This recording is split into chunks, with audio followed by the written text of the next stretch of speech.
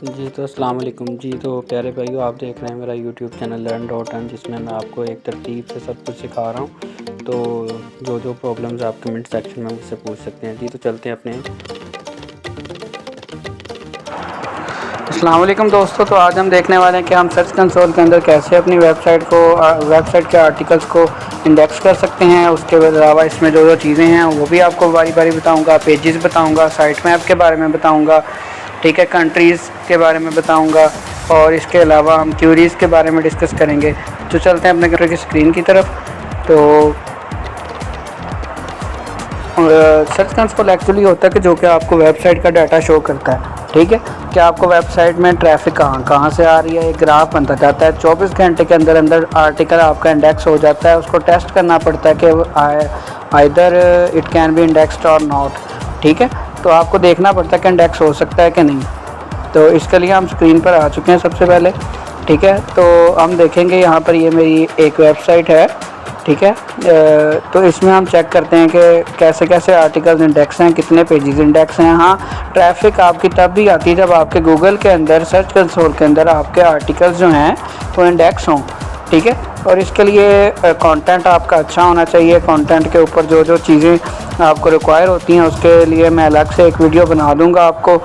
तो फ़िलहाल आप यही देखें इस वीडियो में कि हम कैसे उसको सर्च कंसोल के अंदर ऐड करके और उसको कैसे ट्रैक कर सकते हैं कि हमारे कितना इंप्रेशन आ रहा है। और इंप्रेशन के बारे में बात करेंगे कि इंप्रेशन जो होता है वो क्या होता है, और क्लिक्स क्या होते हैं, CTR क्लिक थ्रो रेट जिसे हम कहते हैं वो क्या होता है, और एवरेज पोजीशन आ रही होती है तो वो क्या होती है, ठीक है।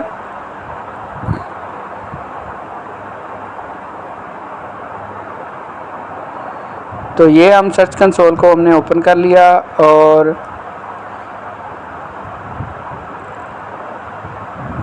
ये एक आर्टिकल है beauty of she Chaudhary Taj Mahal hotel, ठीक है जी।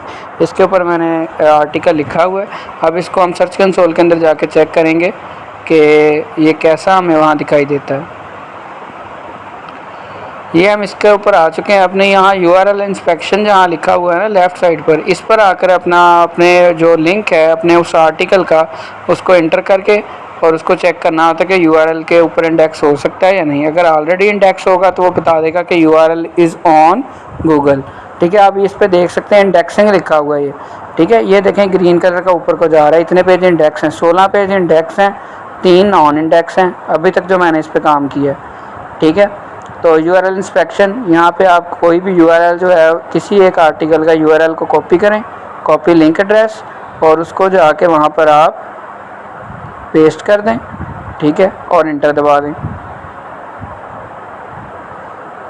तो ये अब हमें 1 से 2 मिनट के अंदर अंदर बता देगा कि URL अवेलेबल है गूगल पर या नहीं, क्योंकि मैंने ऑलरेडी इंडेक्स किया है। तो URL इज़ ऑन गूगल, ये चारों ऑप्शन आपके टिक आ गए, यानी कि सब कुछ ग्रीन है, ऑल ओके है।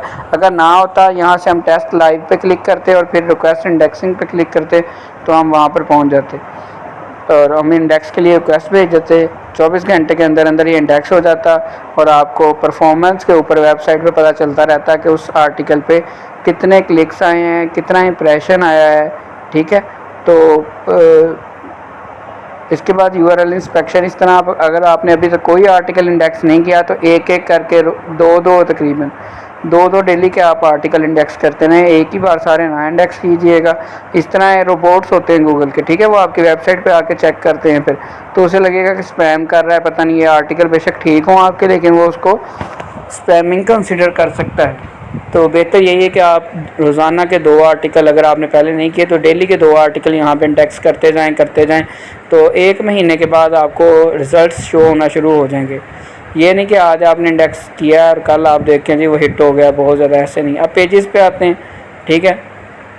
पेजेस को देख लें, मैंने पहले भी आपको बताया पेजेस के सेक्शन में 16 इंडेक्स हैं और 3 नॉन इंडेक्स हैं, ठीक है। इसके बाद नीचे आ दें, why pages are not indexed. ये रीज़न बता रहा होता है यहाँ पे कि आपके पेजेस में क्या क्या प्रॉब्लम है। एक कैनोनिकल, ठीक है, डिफरेंट कैनोनिकल दैन यूज़र, ये एक है डिस्कवर्ड करंटली नॉट इंडेक्स्ड, यानी कि उसको पता चल गया कि डिस्कवर कर लिया उसने ये वाला URL, लेकिन उसने इसको इंडेक्स नहीं किया। उसने कोई प्रॉब्लम देखी या उसने देखा कि इंडेक्स के काबिल नहीं है, या फिर उसने कोई पिछले इंडेक्स को रोबोट्स चेक कर रहा है तो इसके ऊपर उसने अभी नहीं समझा कि इसको मैं इंडेक्स करूं, ठीक है, ये लिखा आ रहा है URL is not on Google. तो यहाँ से रिक्वेस्ट इंडेक्सिंग अगर हम कर देंगे तो ये इंडेक्स आ जाएगा। ठीक है, इंडेक्सिंग होना शुरू हो जाएगी। रिक्वेस्ट ये देखें, टेस्टिंग पहले टेस्ट लाइव URL कर लें कि इसमें कोई प्रॉब्लम तो नहीं है, इस आर्टिकल के अंदर कोई इमेजेस या कोई और कंटेंट, ठीक है, या कोई हेडिंग्स या टैग्स का किसी तरह का इशू तो नहीं, मोबाइल के ऊपर यूजेबल है या नहीं। हाँ, मोबाइल के ऊपर यूजेबल होना चाहिए क्योंकि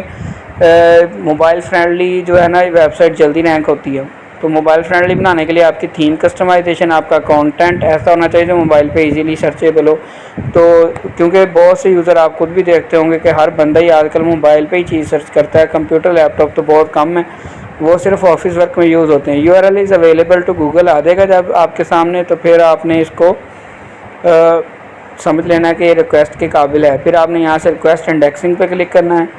तो रिक्वेस्ट इंडेक्सिंग जब आप करेंगे, submitting request URL was added to priority crawl queue, submitting a page multiple times will not change its queue. वो कह रहा है बार बार अगर आप रिक्वेस्ट भेजोगे तो कोई फ़र्क नहीं पड़ेगा, एक बार भेज दिया रिजल्ट वही रहना है। गॉट इट करके इसको आप कैंसिल कर दें और ठीक 24 घंटे बाद आप इसी URL को दोबारा जब आके URL इंस्पेक्शन में चेक करेंगे तो वहाँ लिखा आ जाएगा URL is available on Google. अब आ जाते हैं साइट मैप के ऊपर। अब ये दो तरीके से होता है, यहाँ सक्सेस लिखा हुआ है ना, कुछ लोगों का आता है कुड नॉट फैच, ठीक है, वो उनकी प्रॉब्लम होती है। मोस्टली आपने ऊपर add a new site map में लिखना होता है sitemap.xml, ठीक है, मोस्टली का यही होता है, डिफरेंट भी होते हैं। अगर वो sitemap.xml सबमिट कर देंगे तो वो सक्सेस लिखा आ जाए तो ठीक है। इसके लिए आप अगर वर्डप्रेस वेबसाइट है तो आप एक जो है प्लगइन यूज़ कर सकते हैं, वो SEO के लिए भी यूज़ होता है, बहुत अच्छा प्लगइन है, योस्ट भी है और रैंक मैथ भी है। मैं तो रैंक मैथ यूज़ करता हूँ, वो इंस्टॉल कर लें रैंक मैथ को और वो ऑटोमेटिक साइट मैप जनरेट कर देगा। आपने कुछ नहीं करना, आपने बस आर्टिकल इंडेक्स करने हैं। कुछ दिनों बाद देखेंगे sitemap.index.xml ये एक्चुअली रैंक मैथ के प्लगइन की वजह से साइट मैप बना हुआ, तो ये उसने बनाया है। तो मैंने आपको नया साइट मैप भी बना के दिखा दिया, sitemap.xml वाला, ठीक है। तो आप मैनुअली भी कर सकते हैं या आप प्लगइन इंस्टॉल करके रैंक मैथ प्लगइन इंस्टॉल करेंगे, वो ऑटोमेटिक आपकी वेबसाइट की इंडेक्सिंग भी करता रहेगा और आपको SEO से रिलेटेड वेबसाइट के कंटेंट की SEO कैसे करनी है, हेडिंग्स कैसे बनानी है, कीवर्ड सर्फिंग कम कैसे करनी है, आर्टिकल कितना होना चाहिए, वो सारा कुछ आपको बताता है। और साथ साथ इंडेक्सिंग के हवाले से भी आपका साइट मैप भी जनरेट करता है और ऑटोमेटिक इंडेक्सिंग भी करता है, लेकिन मैं मैनुअल ही करता हूँ ज़्यादा। फ़ौरन उसको आर्टिकल को पब्लिश किया वेबसाइट से और यहाँ आके इंडेक्स भी साथ ही कर दिया और अगले तकरीबन जब आपकी वेबसाइट पुरानी हो जाती है तो वो इंडेक्सिंग जो है वो उसकी स्पीड तेज़ हो जाती है, वो जल्दी जल्दी इंडेक्स करना शुरू कर देता है, ठीक है। और आपने चेक करते रहना यहाँ पे आके, अगर कोई नॉट इंडेक्स है तो उसके हवाले से आप पूछ सकते हैं कि भाई ये इंडेक्स नहीं हो रहा, क्या करूँ मैं। अब आगे जी इस पेज के ऊपर, इस पे है जी क्यूरीज, कौन कौन सी सवाल हैं जो कस्टमर के कंज्यूमर के जो हैं हल हो रहे हैं। पेजेस आ रहे हैं, किन किन पेजेस पे, अकेले पेज पे भी इंप्रेशन चेक कर सकते हैं आप। इंप्रेशन का मतलब है कि कितनी दफ़ा आपकी वेबसाइट किसी यूज़र को उसके स्क्रीन के ऊपर दिखाई दी, ठीक है। उस पर क्लिक्स कम आते हैं, हमेशा से ही कम आते हैं। वजह क्या है कि उसके सामने 10 वेबसाइट हैं, पता नहीं कितने % चांस है वो आपकी वेबसाइट पे आए और बहुत थोड़े चांस है कि आपकी वेबसाइट पे ना आए। तो इसलिए एक इंप्रेशन ज़्यादा आता है और वो कम आता है, क्लिक्स कम आते हैं, ठीक है। तो ये इंप्रेशन ये हो गया, क्लिक्स हो गए कि जितनी दफ़ा उसने क्लिक किया। एवरेज CTR कैसे होती है, अगर एक बंदा एक दफ़ा नज़र आई उसी टाइम उसने क्लिक कर दिया, उसका CTR यानी कि देखते ही उसने क्लिक किया तो 100% CTR है। अगर 2 इंप्रेशन है और 1 क्लिक है उसका 50% CTR है। क्लिक थ्रो रेट यानी कि देखने के बाद कितने % क्लिक कर रहे हैं। तो CTR आपने बेहतर बनाना है, वो कैसे बना सकते हैं वो एक अलग से टॉपिक है, हाउ टू इम्प्रूव CTR। इस पर मैं अलग से एक वीडियो बना दूँगा क्योंकि टॉपिक ज़रा बड़ा है। अपनी वेबसाइट के ऊपर आपने CTR कैसे बढ़ाना है, ठीक है। उसके बाद एवरेज पोजीशन उस कीवर्ड के ऊपर आपकी क्या है। तो ये सारी चीज़ें जो हैं आप यहाँ से इसी पेज पे आके, परफॉर्मेंस वाले पेज पे आके चेक कर सकते हैं।